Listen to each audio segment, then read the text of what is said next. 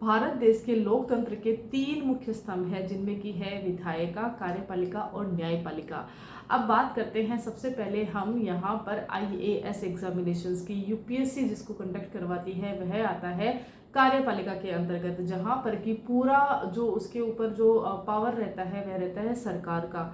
तो मीन्स की जो हमारी आईएएस की एग्जामिनेशंस होती है वह एक स्वतंत्र हम उसको नहीं बोल सकते, क्योंकि कहीं ना कहीं सरकार का पूरा दबाव उस एग्जाम पे रहता ही है।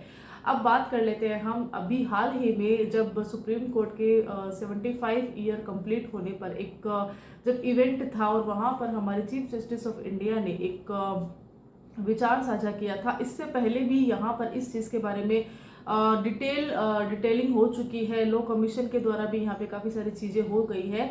इसके बारे में वीडियो में आगे तक मैं बात करती रहूँगी। अभी बात कर लेते हैं, जब हमारे चीफ जस्टिस ऑफ इंडिया ने यहाँ पर कहा था कि एक एग्जामिनेशंस ऐसी होनी चाहिए जो कि ऑल ओवर इंडिया के हिसाब से होनी चाहिए। मीन्स कि यहाँ पे स्टेट लेवल की जो जुडिशरी की एग्जामिनेशंस हमारी हो रही है, लाइक कि आरजेएस, जीजेएस, उसके बजाय वो तो अपने स्तर तक रहेगी, लेकिन अब जो है इसमें थोड़ा सा बदलाव ये रहेगा कि हमारे जो डिस्ट्रिक्ट जजेस का ये जो बदलाव होगा या एग्जामिनेशन से बदलाव होगा वो किस तरह होगा, वह होगा AIJS, all India judicial services के थ्रू यहाँ पर ये जो एग्जामिनेशन है वो कंडक्ट करवाई जाएगी। तो अब यहाँ पर जब ये एग्जामिनेशंस कंडक्ट करवाई जाएगी तो यह क्या एक स्वतंत्र एग्जामिनेशंस के रूप में होगी, क्या यहाँ पर जो है न्यायपालिका का ही एक अभिन्न हिस्सा इसको माना जाएगा, या तो फिर यह एग्ज़ाम जो है आईएएस के तर्ज पर ही करवाई जाएगी। मीन्स कि जैसे आईएएस काम करते हैं प्रशासनिक सेवा के रूप में, वहाँ उसी प्रकार जो है यहाँ पर हमारी जो AIJS की एग्जामिनेशंस होगी। तो इस पे लॉ कमीशन ने इसमें क्या कहा है, इससे पहले कितने स्टेट्स हैं जिन्होंने कि इस एग्जामिनेशंस के लिए समर्थन दिया है, और भी बहुत सारी चीज़ें हैं जो वीडियो में हम आगे कवर करेंगे। आपके विचार भी यहाँ पर बहुत मायने रखते हैं, तो अपने विचार भी यहाँ कमेंट में ज़रूर करना। वीडियो में आगे तक बने रहना, स्किप नहीं करना है। बहुत सारी चीज़ें हैं जो आपके लिए यहाँ पे बहुत महत्वपूर्ण होने वाली है।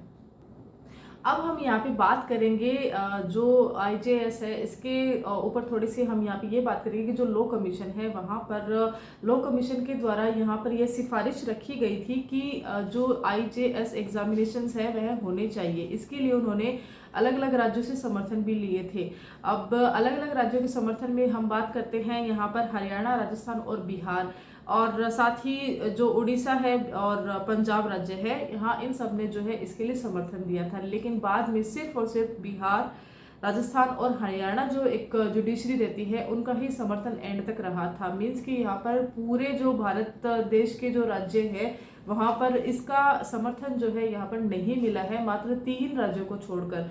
अब इसका एक विशेष कारण यह भी हो सकता है क्योंकि अलग अलग जो स्टेट रहते हैं वहाँ का एक अपना एक कल्चर होता है, अपनी एक संस्कृति होती है, अपनी एक लैंग्वेज होती है, और उसके आधार पर ही वहाँ पर जो लॉज है वह रन करते हैं। यहाँ पर राजस्थान है, हरियाणा है, कुछ एक नॉर्थ इंडिया के जो जुडिशरी रहती है उसमें सिमिलैरिटी हम देख सकते हैं। लेकिन बात करते हैं कर्नाटका की, साउथ के साइड की हम बात करते हैं, तो वहाँ की जो जुडिशरी है, वहाँ का जो लोकल है, जो कल्चर है, उस हिसाब से थोड़ा चेंजेस वहाँ पे मिलता ही है। तो अगर इस तरह के एग्जामिनेशंस आते हैं तो यहाँ पर कौन सा किस तरह से ये वर्क करेगा, किस तरह से रन करेगा, इस पर भी सवाल यहाँ पर हुए हैं। साथ ही बात करते हैं कॉलेजियम सिस्टम की, तो उस पर क्या विचार है। अब यहाँ पर जो कॉलेजियम सिस्टम होता है, जहाँ पर कि सुप्रीम कोर्ट के जजेस होते हैं, उनकी नियुक्ति का आधार होता है कॉलेजियम सिस्टम। कॉलेजियम सिस्टम के ऊपर भी बहुत सारी इश्यूज रहते हैं। पहले इसका सिस्टम अलग था, उसके बाद में यहाँ पे इसको चेंजेस करने की भी कोशिश करी गई थी, लेकिन बाद में न्यायपालिका ने खुद को स्वतंत्र रूप का दिखाते हुए यहाँ पर जो कॉलेजियम सिस्टम है उसको अलग रूप दिया है। तो इस तरह से जो कॉलेजियम सिस्टम है, अब क्योंकि अगर इस तरह की एग्जामिनेशंस होती है और इसके बाद में यहाँ पर ऑफिसर्स चुन के आते हैं, हमारे जजेस चुन के आते हैं, तो यहाँ पर भी कॉलेजियम सिस्टम पर भी इसका जो असर है हमें देखने को मिलेगा।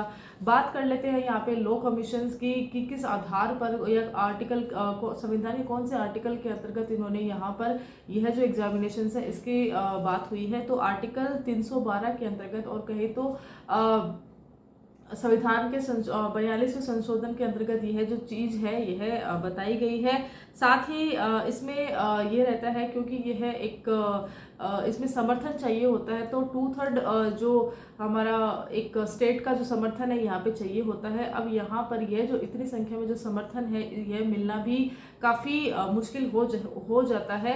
बाकी मेन रहता है क्योंकि अब जैसे CGI ने यहाँ पर यह विचार साझा किया है, तब इसके पीछे ये देखना होगा कि हो सकता है कि यहाँ पर अगर इस चीज़ के लिए आते हैं तो इसमें काफ़ी सारी चीज़ें रहेगी कि किस तरह से ये एग्ज़ाम करवाया जाएगा और किस तरह से इसके वर्क रहेंगे, किस तरह से क्या ये एक स्वतंत्र रूप में कार्य करेगी या तो ये कार्यपालिका के जैसे इसको यहाँ पर जिस प्रकार से हमारे IAS चुन के आते हैं, IPS चुन के आते हैं, वह जैसे कार्यपालिका के अंडर काम करते हैं, क्या यह भी न्यायपालिका के अलावा कार्यपालिका के अंडर भी इनको काम करना पड़ेगा। ये सारी चीज़ें जो है वह भी देखनी होगी क्योंकि जो न्यायपालिका का जो स्वतंत्र काम होता है वह देखा जाता है। अगर किसी के भी अंडर न्यायपालिका काम करती है तो वहाँ पर वह स्वतंत्र रूप से काम नहीं करेगी। इसका मेन कारण यही है क्योंकि भारत देश एक विकसित देश है और भारत देश के अलावा कई जो ऐसे विकसित देश है जहाँ पर कि इस तरह का जो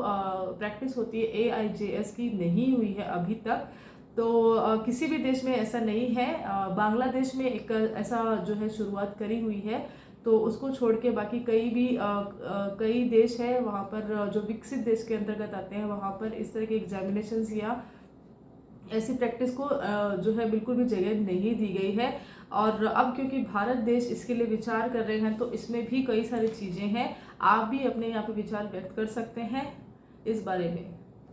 क्योंकि जुडिशरी जो रहती है ना, तो जुडिशरी के लिए ऐसा बोला जाता है कि यह जुडिशरी की जो नौकरी नहीं रहेगी, यह कोई व्यापार नहीं रहेगा बल्कि एक नोबल के रूप में इसको देखा जाता है। तो यहाँ पर भी ये देखना होगा कि कहीं भी किसी भी तरह से अगर ये एग्ज़ाम अगर कंडक्ट होते हैं तो यहाँ पर जो सरकार का एक अभिन्न अंग बनकर यह एग्जामिनेशंस ना रह जाए।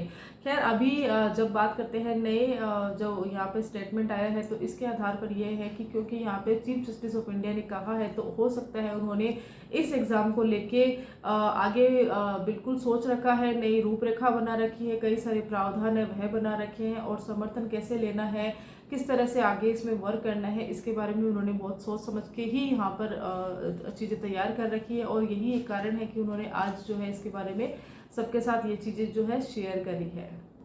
तो यह था एक छोटा सा वीडियो जो कि अभी ऑल इंडिया जुडिशियल सर्विसेज जिसके ऊपर की अभी हाल ही में एक जो हमारे सामने एक स्टेटमेंट आया था चीफ जस्टिस ऑफ इंडिया के द्वारा, उस पर एक वीडियो था। यह एग्ज़ाम होनी चाहिए नहीं होनी चाहिए, अगर होती है, अगर समर्थन मिलता है, लॉ कमीशन अगर यहाँ पे समर्थन दिखाते हैं तो यहाँ पर आपकी क्या राय है, आपको क्या लगता है और इसमें क्या क्या ऐड होना चाहिए, क्या चेंजेस होना चाहिए, क्या वाकई में जो जुडिशरी के एग्जामिनेशंस है कार्यपालिका के ऊपर होने चाहिए या तो जो जुडिशरी के एग्जामिनेशंस है बिल्कुल स्वतंत्र रूप से होने चाहिए, क्या जो हाईकोर्ट के जजेस रहते हैं उनकी जो नियुक्ति है उन पे इसका असर पड़ेगा, और बहुत सारे क्वेश्चन हैं। आप भी अपनी राय यहाँ पे लिख सकते हैं। वीडियो अच्छा लगे तो वीडियो को लाइक कर सकते हैं, चैनल पे पहली बार आए हैं तो चैनल को सब्सक्राइब भी कर सकते हैं। Till then thank you so much.